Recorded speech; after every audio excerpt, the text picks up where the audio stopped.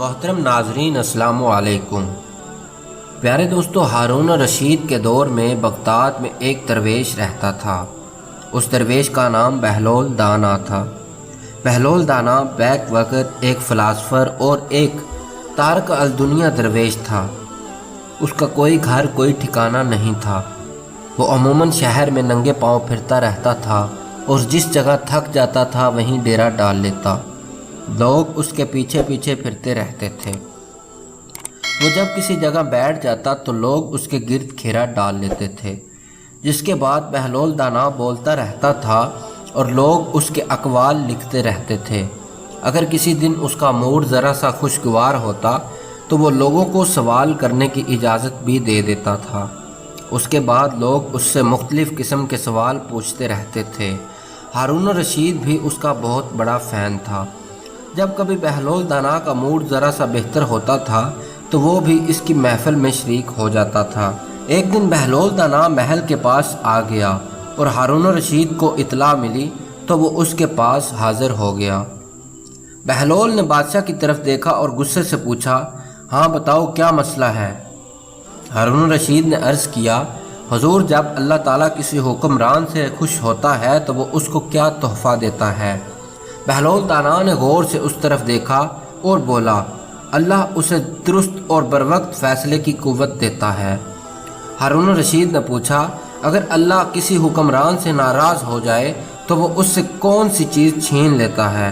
بہلول دانا نے چند لمحے سوچا اور ہنس کر بولا، فیصلہ کرنے کی قوت۔ پیارے دوستو، ہارون رشید نے پھر پوچھا، حضور، بادشاہ کو کیسے پتہ چلے گا کہ اللہ اس سے خوش ہے یا ناراض؟ اس سوال پر بہلول دانا چند لمحے خاموش رہا۔ اس نے آسمان کی طرف نظریں اٹھائیں اور ہلکی سی مسکراہٹ کے ساتھ بولا، ہارون رشید، جب اللہ تعالیٰ کسی شخص سے خوش ہوتا ہے تو وہ اس کو عزت اور مرتبے سے نوازتا ہے، لیکن جب اللہ کسی سے ناراض ہوتا ہے تو وہ اس شخص کو نفرت کی علامت بنا دیتا ہے۔ خلق خدا اس سے پناہ مانگنے لگتی ہے اور اس کی زندگی عبرت کا نشان بن جاتی ہے۔ ہارون رشید کے ماتھے پر شکنیں گہری ہو گئیں۔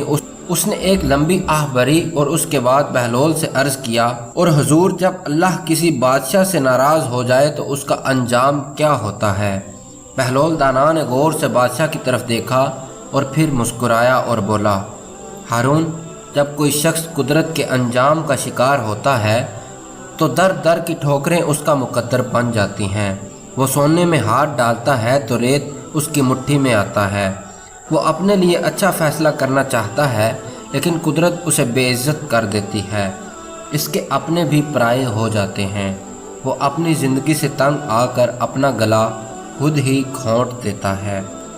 تو دوستو، یہ تھا بہلول دانا کا ایک چھوٹا سا قصہ۔ آپ لوگوں کو کیسا لگا؟ کمنٹ سیکشن میں اپنی رائے کا اظہار ہمارے ساتھ لازمی کریے گا۔ آپ لوگوں کا کوئی سوال ہو آپ لوگ کمنٹ سیکشن میں پوچھ سکتے ہیں۔ پیارے دوستو، ویڈیو اچھی لگی ہو تو ہمارے چینل کو سبسکرائب کرتے ہوئے ساتھ موجود بیل کے آئیکن کو بھی لازمی دبائیے تاکہ ہماری نئی آنے والی ویڈیوز کی نوٹیفیکیشنز آپ کو سب سے پہلے اور بر وقت ملتی رہیں۔ تو دوستو، اگلی ویڈیو کا انتظار کریے گا، انشاءاللہ جلد ہی حاضر ہوں گا۔ اس وقت تک کے لیے اللہ نگہبان۔